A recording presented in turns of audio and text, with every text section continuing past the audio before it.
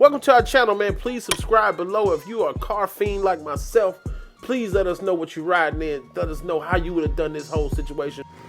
Mr. Carl always got that dang cigar in his mouth. I'm afraid of it, but I feel like it's my security. If he does not have that cigar, I don't feel like my car is going to be done correctly.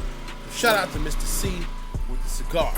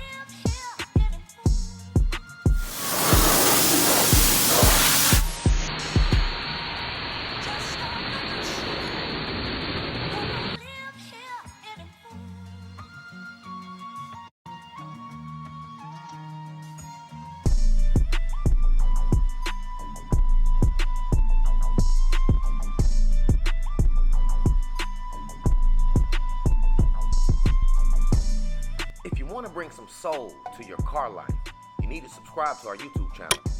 Join the Silent Riders Network.